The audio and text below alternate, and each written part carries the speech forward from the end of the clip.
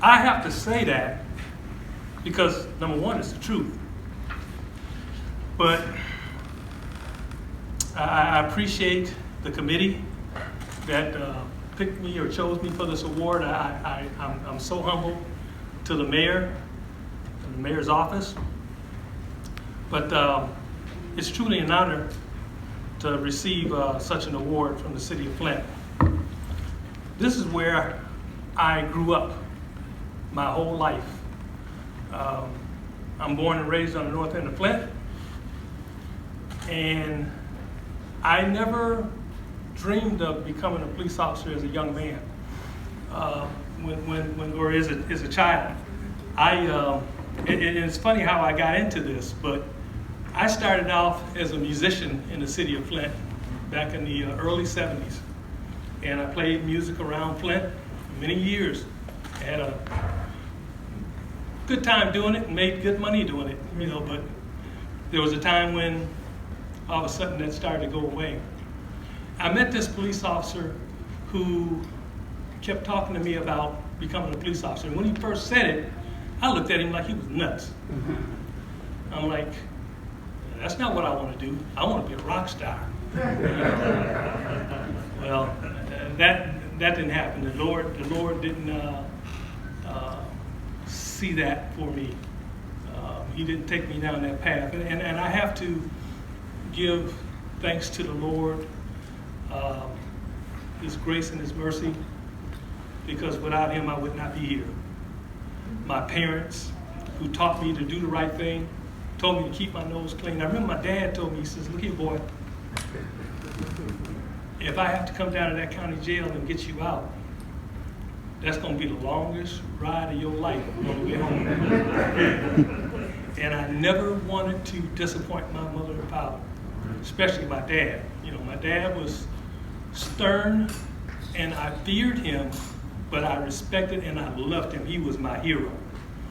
And so with that being said, that was my inspiration to make sure I stayed out of trouble. But fast forward to the late 1970s, the music industry around Flint wasn't doing very well. Disco came in, there was more DJs and live entertainment. And I was having trouble, financially. And this particular officer that I met, that always seemed to be around at these venues that we were playing. But he talked me into becoming a police officer, but prior to that, he actually gave me a job to work security for him because he had some off-duty contracts, and he kind of kept me afloat financially, while I went to school over at my college. And so finally I started listening to him about becoming a police officer. And right around that time, Flint Police had a big layoff and they weren't hiring. He said, Sheriff's Department hiring, go over to the Sheriff's Department. Needless to say, I got hired. I had a wonderful career there, got promoted twice. And in 1989, while still working full-time for the Sheriff's Department, I got hired at the airport working part-time, and thus started my career at the airport. Fast forward to 2000, the chief prior to me, my predecessor, retired, and they were looking for a new chief. And one of the guys that I worked with, he said, you should put in for this. And I'm like, nah. He says, no. He grabbed me by the arm. He says, Chris, you need to put in for this. He says, this is your chance. So I went home and I told my wife about it. She lit up like a Christmas tree. And she said, absolutely. She said, we're going for this. There were more than 24 applicants that applied for the position, and I ended up number one. Fast forward to 2003, I'm sitting in my office. That same police officer walks in, and I said, how you doing? He says, Chief, I'm doing okay, but I retired from the City of Flint PD. I said, yeah, I heard. He says, Chief, I'm bored to death. I need a job. He says, you got anything out here for me?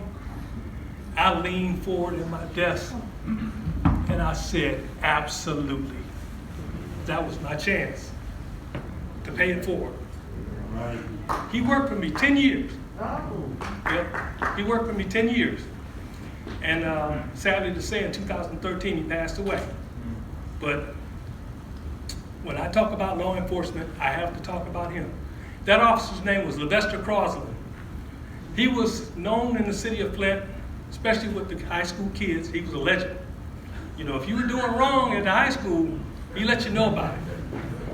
But Lester Crosland is the guy that talked me into becoming a police officer. Always sharp in his uniform. You could see, you could shave in his boots. You know, so that is how I got into law enforcement, and I got a chance to pay it forward. You know, so I also want to thank former director Jim Rice, who chose me for this position. He could have chose anyone else, but he chose me.